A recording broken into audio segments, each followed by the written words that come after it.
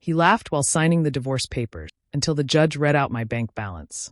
Stick with me while I share my story, and if it touches you, don't forget to support our channel by hitting that subscribe button, dropping a like, and sharing it with the people you care about. My name is Emily Carter. I'm 32 years old, and I thought I had my life figured out. I met Ryan Carter when I was just 16. He was charming, ambitious, the kind of guy who made everyone believe he was destined for something big. Back then, I felt lucky he chose me. We started dating in high school, and by the time we were in our early 20s, we were already planning a life together. Ryan had dreams of becoming a lawyer, and I believed in him so much that I was willing to give up mine. I had always wanted to go into interior design, but when money got tight and Ryan needed to focus on his studies, I worked double shifts. Waitressing, retail, babysitting, whatever it took to pay the bills while he went through law school. I told myself it was worth it because we were a team, and once he made it, we would both enjoy the rewards. In the early years of our marriage, it felt like I had made the right choice. Ryan was sweet then, grateful even. He'd tell me he couldn't have done it without me. We didn't have much, but we had each other, and I was proud of how hard we were working toward our future. When he finally passed the bar exam and got his first real job at a firm, I thought our struggles were finally behind us. But the man I had fallen in love with slowly began to change. Success got to his head. He started hanging out with people from work who lived in big houses, drove expensive cars, and looked at me like I didn't belong in their world. Ryan began to agree with them, though he never said it outright at first. Instead, it came in little digs, comments about how I didn't dress the part, how maybe I should try doing something useful, now that he was making enough money for us both. I brushed it off in the beginning, telling myself marriage goes through phases. I thought if I just gave him space and showed my support, he'd remember who we were. But the more successful he became, the less he seemed to value me. My sacrifices, the long nights I spent keeping our life together, none of it seemed to matter anymore. There were nights he wouldn't even come home, brushing me off with excuses about late meetings and networking events.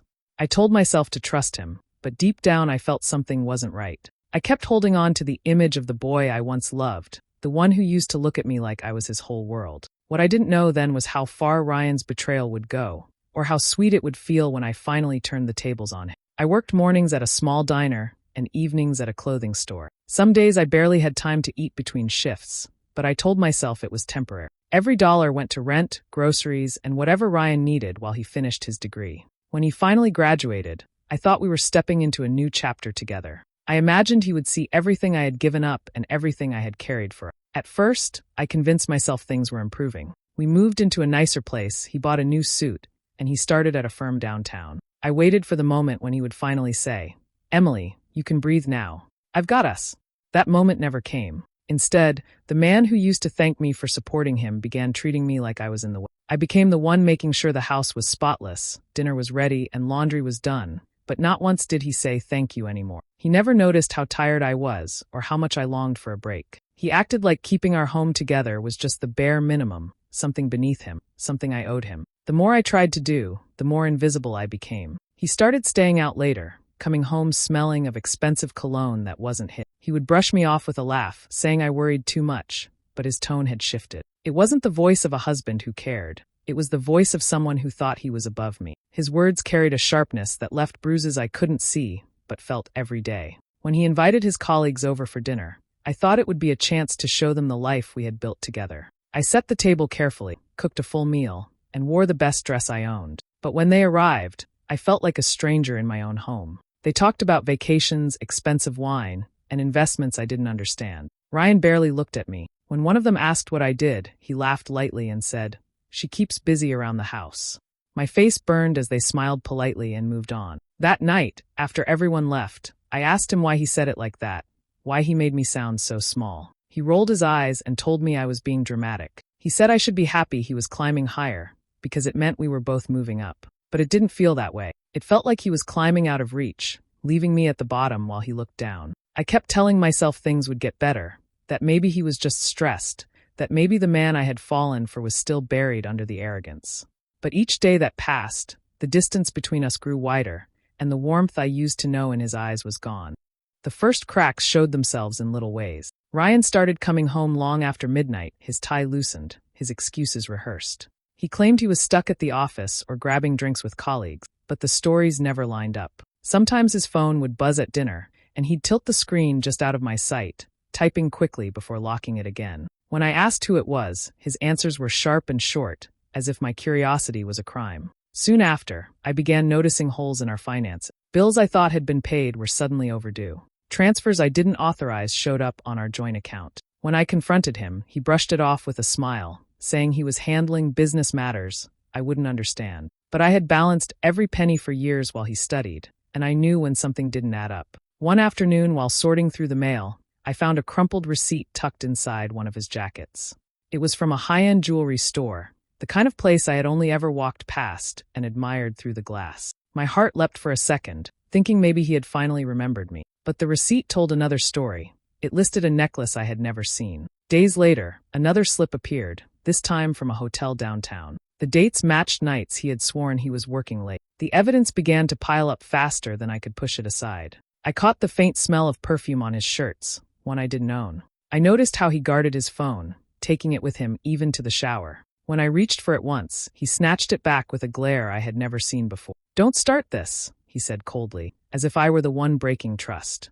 I tried to convince myself there could be another explanation, that maybe I was overthinking. But deep down, something twisted in my stomach each time he walked out the door with barely a word. I remembered the long hours I had poured into holding us together, all the nights I had gone without sleep to make sure his path was clear. And now, he was slipping further and further away, carrying secrets I wasn't supposed to see. My gut screamed the truth I didn't want to say out loud. Ryan wasn't just distant, he was betraying me. It happened on a Tuesday evening. Ryan tossed his jacket carelessly over the back of a chair, and when I picked it up to hang it, a smear of lipstick caught my eye on the collar. It wasn't faint, it was bold, bright, and undeniable. My chest tightened, my hands shaking as I held it up to him. "Whose is this?"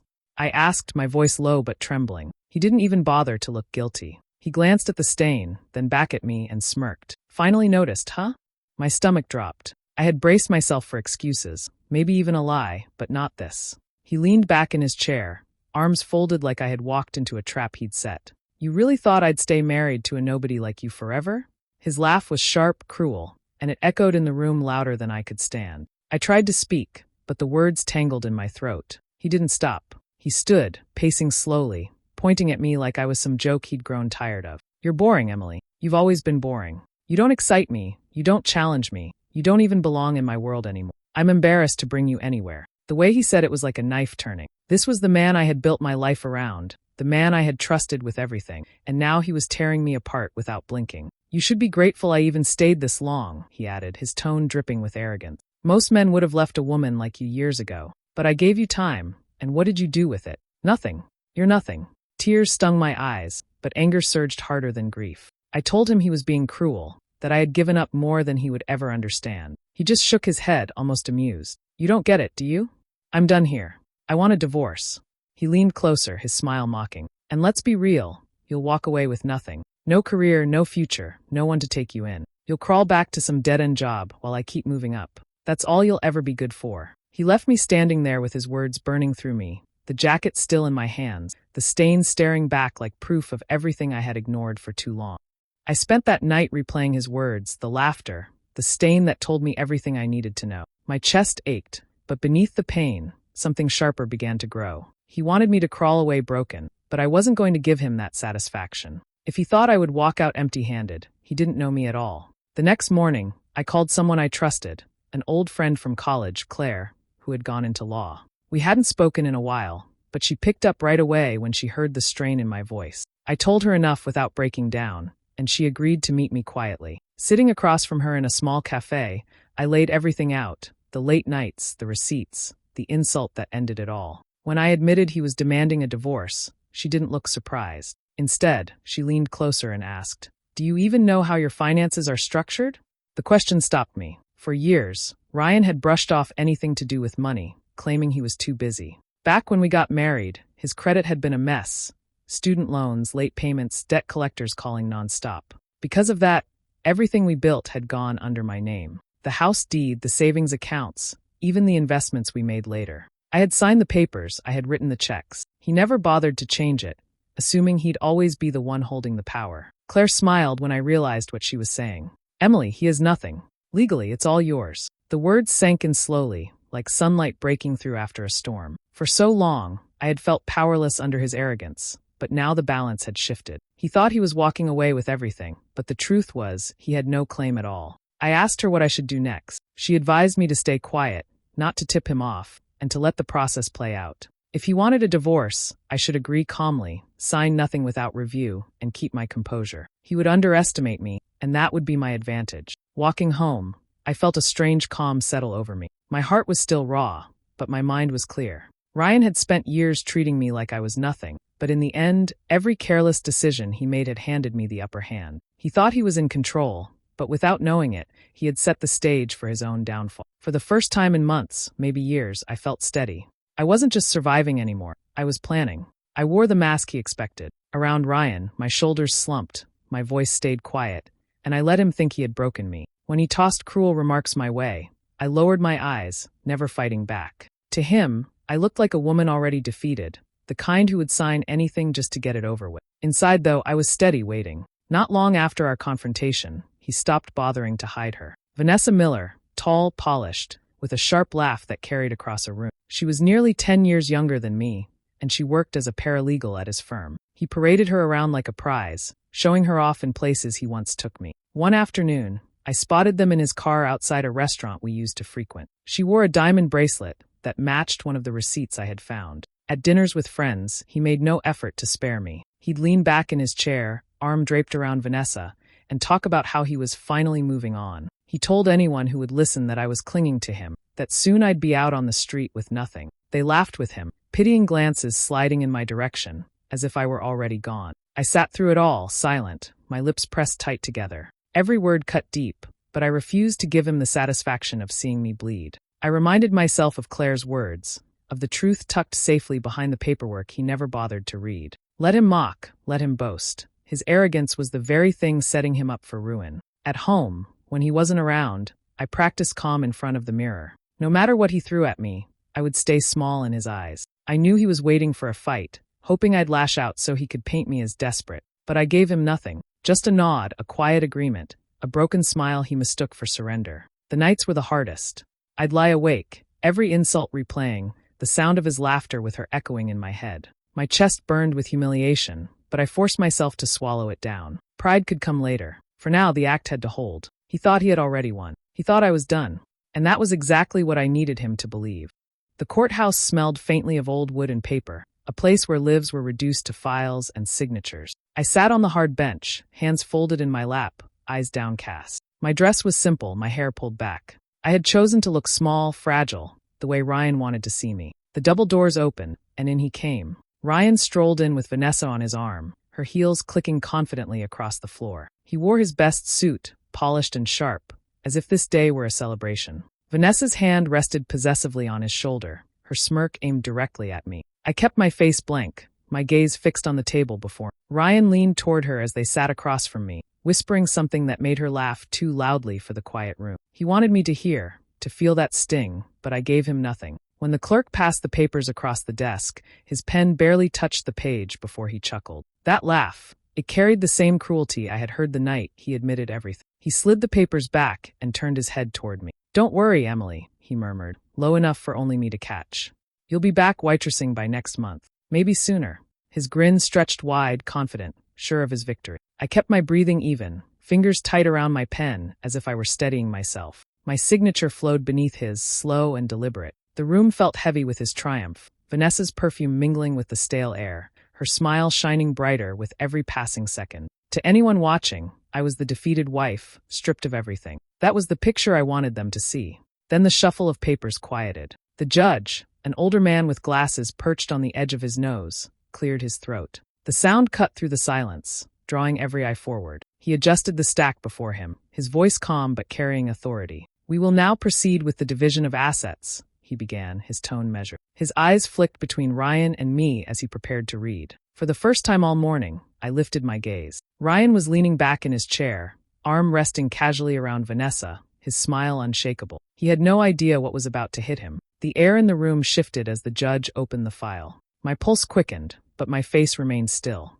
I had waited for this moment, and it was finally here. The judge adjusted his glasses and began to speak, his words echoing against the high ceiling. He listed the assets one by one: the house on Willow Lane, the savings accounts, the investment portfolio. Ryan leaned back, nodding along as though it were already his. Vanessa's hand tightened on his arm, her painted smile growing wider. Then came the words Ryan never expected. All property and financial accounts are solely under Mrs. Carter's name, the judge stated plainly. Mr. Carter has no legal entitlement to these assets. A hush swept through the room. Ryan blinked, his grin faltering. He sat forward suddenly, as though he hadn't heard correctly. "Excuse me," he blurted, but the judge didn't pause. The list continued, each item confirmed as mine alone. My heart pounded, but I kept my expression steady, the same quiet calm I had carried in. Inside, though, I felt the tide turning. Ryan's face drained of color, the confidence slipping away in pieces. Vanessa shifted uncomfortably beside him, her eyes darting between us. The judge went on,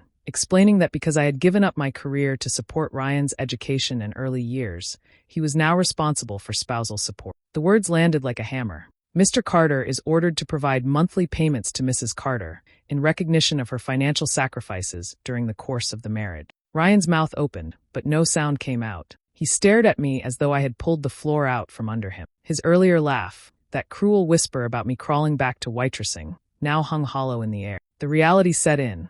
Everything he thought was his was never in his hands at all. The house he bragged about, the money he flaunted, the investments he claimed as proof of his success, they were mine. And now, instead of walking out triumphant, he was chained to an obligation he couldn't laugh away. Vanessa's grip slipped from his arm. She leaned back, her lips pressed tight, her earlier smirk gone. The silence between them was louder than any argument. Ryan sat frozen, disbelief etched deep into his face, as though the world had betrayed him. But it wasn't the world, it was his own arrogance.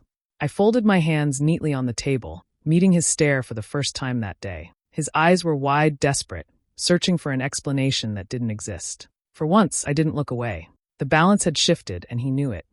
The gavel had barely struck when Vanessa pushed back her chair with a screech. Her heels clattered against the courtroom floor as she stood, fury written across her face. She yanked her arm away from Ryan and hissed, "You're useless. You have nothing. I'm not wasting another second on you." Her voice carried, sharp enough for everyone to hear. Without a backward glance, she stormed toward the doors, the sound of her exit slamming through the silence. Ryan half rose from his seat, his hand reaching after her, but she didn't even slow down. His shoulders sagged as the weight of her departure hit him. Then, almost desperately, he turned toward me. The arrogance was gone. In its place was a pleading expression I had never seen before. "Emily," he said, his voice cracking. "Wait, we don't have to end it like this. We can fix things. I'll change, I swear. We can work it out. Just give me another chance." For years, I had imagined hearing those words, back when I thought apologies could mend the damage. But now, watching him stumble over his desperation, all I felt was clarity. He hadn't come back because he loved me. He came back because he had nothing else left. I stood slowly, gathering my papers, and finally met his eyes. A calm smile spread across my face, not bitter, not angry, just sure. "I already did," I said softly, "and I worked it out perfectly." His lips parted, but there was no comeback this time. No cruel laugh, no sharp remark, only silence. He sank back into his chair, the reality of his loss crashing down on him. In a single day, everything he had built his ego around had slipped away. The wife he mocked was walking out stronger than he ever imagined. The mistress he flaunted had abandoned him the moment his pockets turned empty. The wealth he paraded as proof of his success was never his to begin with, and the reputation he guarded so fiercely had been shattered in front of everyone who mattered. I walked past him without looking back, each step lighter than the last. Behind me, Ryan sat alone in the very room where he thought he'd humiliate me. Now he was the one stripped bare, no wife, no lover, no money, no pride. He had laughed when he thought I was powerless. Now, with nothing left, the silence around him was louder than any laughter could ever be. The weeks after the divorce passed in a blur, but instead of drowning in sorrow, I felt something new: space. Space to breathe, to think, to imagine a life that was finally mine. For so long, I had lived in Ryan's shadow, bending myself around his needs, his ambition, his Now, with him gone and the papers signed, I stood on my own for the first time in years, and it felt steady beneath my feet. I sat at my kitchen table one morning with a notebook and a pen, staring at a blank page. For the first time in a long while, I asked myself what I wanted, not what would make someone else happy, not what would keep the peace. My mind went back to the passion I had pushed aside years earlier: design. I remembered the sketches I used to make in old journals, the way I loved rearranging rooms until they felt alive. That dream had been buried under bills, late nights, and Ryan's demands. Now it was waiting for me. With the money secured in the settlement, I had options. I rented a small office downtown, nothing flashy, just enough to start fresh. I painted the walls myself, hung up a sign with my name, and began reaching out to anyone willing to give me a chance. Slowly, projects trickled in. First a bedroom redesign for a neighbor, then a full home renovation for a local family. Each job lit a fire inside me, reminding me that I wasn't just capable, I was talented. The work grew, and so did my confidence. I poured my heart into every detail, every color choice, every space I touched. Clients smiled when they saw the results, and for the first time, I wasn't invisible. People saw me, not as someone's wife, not as a shadow, but as Emily, the woman who had built something from the ground up. There were nights I'd lock up my office, turn off the lights, and stand in the doorway just looking at it all. My name on the door, my designs on the walls, my life in my hands. Freedom wasn't just about being rid of Ryan. It was about reclaiming myself piece by piece. I didn't need someone new to complete me. I didn't need anyone to validate my worth. I had found that strength on my own. And in the quiet of my new beginning, I realized something true. Sometimes betrayal is the greatest gift, because it shows you exactly who deserves nothing from it. Do you think I made the right choice walking away, or should I have given him another chance? Let me know your thoughts in the comments, and don't forget to subscribe and hit the bell for more stories.